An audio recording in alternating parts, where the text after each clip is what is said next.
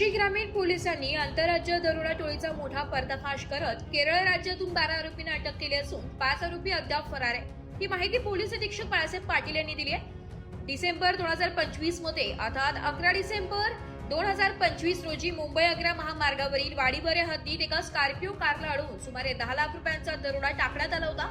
या गुन्ह्याचा सखोल तपास करताना तांत्रिक व भौतिक पुराव्यांच्या आधारे तपास पथक केरळ राज्यातील त्रिशूर येथे पाठवण्यात आलं होतं। तेथे 2 प्रमुख आरोपींना अटक करण्यात आली आहे। तसेच सिन्नर तालुक्यातील नाशिक पुणे महामार्गावर दरोडा टाकण्याच्या तयारीत असताना 10 आरोपींना रंगेहात पकडण्यात आलाय। या कारवाईत लोखंडी तलवार, कुऱ्हाड, विळा, चाकू, हातोडा, स्क्रूड्रायव्हर, मिरची पावडर यांसह 3 चारचाकी वाहने, Toyota Etios, Maruti Swift, Honda City, mobile phone तसेच एटीएम, क्रेडिट कार्ड असा एकूण 19,55,300 रुपये किमतीचा मुद्देमाल जप्त करण्यात आलाय। वाडीवरे पोलीस ठाण्यात दरोड्याचा गुन्हा दाखल करण्यात आला असून सिन्नर पोलीस ठाण्यात दरोड्याच्या तयारीबाबत व शस्त्रास्त्र कायद्याअंतर्गत गुन्हा नोंदविण्यात आलाय। सदर टोळी महाराष्ट्र, मध्य प्रदेश, आंध्र प्रदेश आणि उत्तर प्रदेशातील महामार्गावर अशाच प्रकारचे गुन्हे करत असल्याची शक्यता तपासात समोर आली आहे। ही संपूर्ण कारवाई पोलीस अधीक्षक बाळासाहेब पाटील व अतिरिक्त पोलीस अधीक्षक आदित्य मिरखेलकर यांच्या मार्गदर्शनाखाली स्थानिक गुन्हे शाखा तसेच सिन्नर व वाडीवरे पोलीस ठाण्याच्या संयुक्त पथकाने केली। दरोडा आणि दरोड्याच्या तयारीचे असे एकूण 2 गुन्हे उघडकीस आणण्यात पोलिसांना यश आले।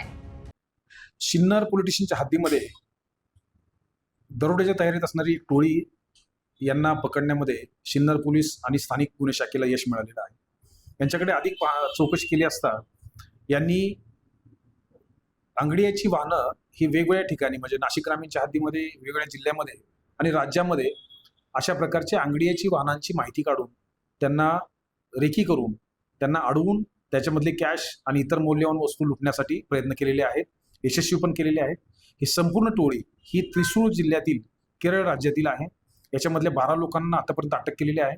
अधिकची लोकांना अटक होईल आणि त्यानंतर हे संपूर्ण टोळी कोणकोणत्या ठिकाणी काम केलेलं आहे, कोणकोणत्या ठिकाणी गुन्हे केलेले आहेत त्या ठिकाणी त्यांना ट्रान्सफर करता येईल। त्याच्यामध्ये स्थानिक लोकांचा काही सहभाग आहे? अद्यापर्यंत स्थानिक लोकांचा सहभाग आढळलेला नाही, परंतु मला खात्री आहे की भविष्यातल्या तपासामध्ये काही स्थानिक लोकांचं सुद्धा नावं निष्पन्न होऊ शकेल।